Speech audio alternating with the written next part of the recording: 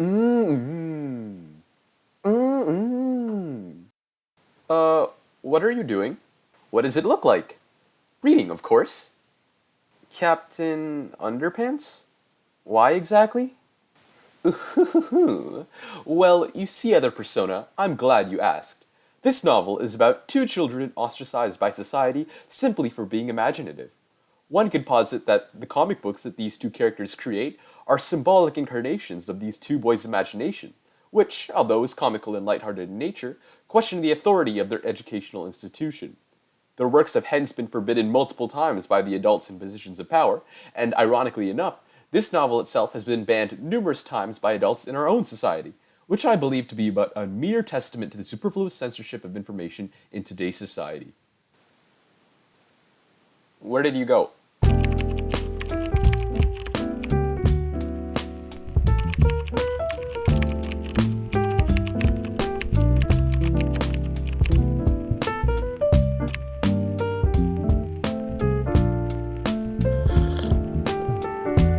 Ah, yes, Fahrenheit 451, a classic novel by Ray Bradbury that I'm sure most of us are familiar with.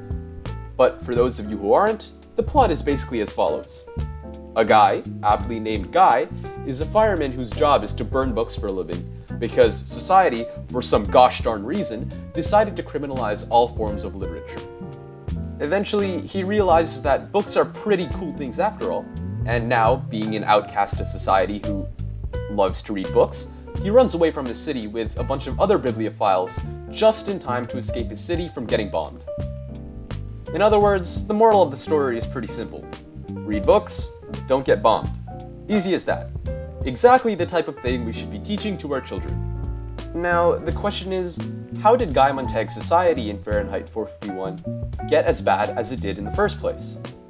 Well, the reason why firemen even exist in Bradbury's novel is that books were offending people and hence shouldn't be allowed to exist. Which honestly isn't even that different from our society today. I mean, if something exists, it's bound to offend somebody for some reason. We have people from the left wanting to ban books that are supposedly discriminatory, and people on the right wanting to ban books that supposedly question authority. We have books like Catcher in the Rye and To Kill a Mockingbird being banned for being racist, even though they were literally written with the intent to call out racist attitudes. And we have A Wrinkle in Time, which was banned for being overly religious and not religious enough. We can choose to cast away a book because it scares us, makes us question our ideals, or hurts us before even opening it. Or we can take the time to really read a book, extrapolating what could have caused the author to think in such a way that differs from our own. The Greek philosopher Epictetus once said, "When you are offended at any man's fault, turn to yourself and study your own failings. Then you will forget your own anger." If you're afraid of reading a certain book because it particularly conflicts with your own opinions, that probably means you were never really confident in your ideals in the first place. For example, there isn't really any point in being religious without some skepticism. Belief and faith only begin to find their meaning when you take the time to contemplate why you think this way, instead of simply rejecting every other idea immediately. Which is my standpoint, at least, as a religious person. So the question is, what can we do instead of getting offended?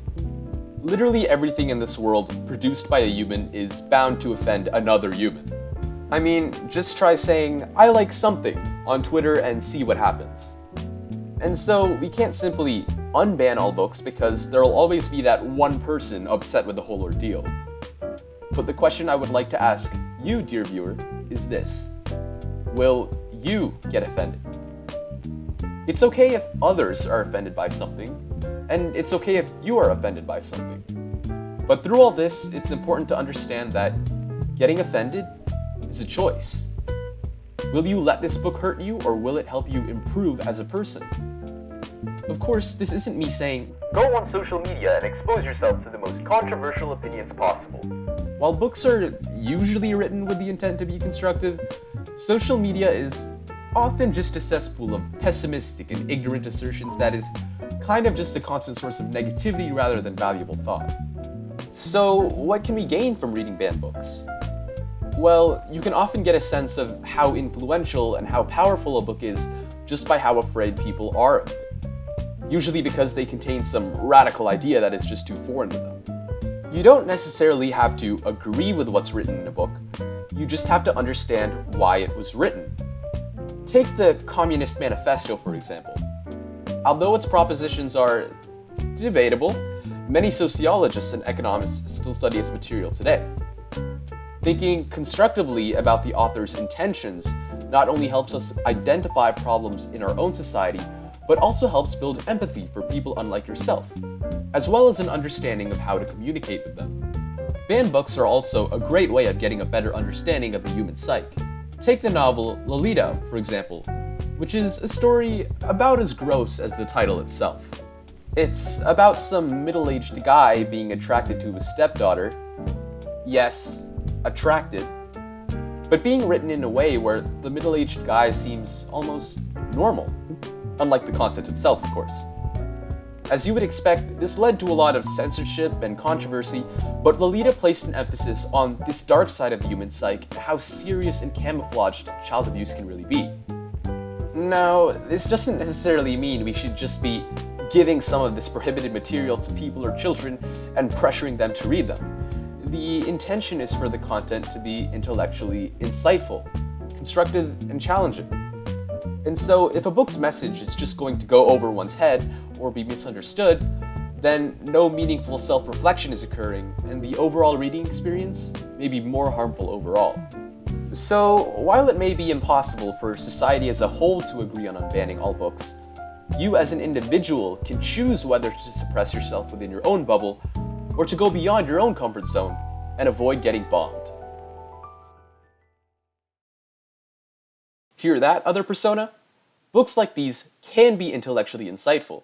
You just have to think constructively about why the book is controversial in the first place.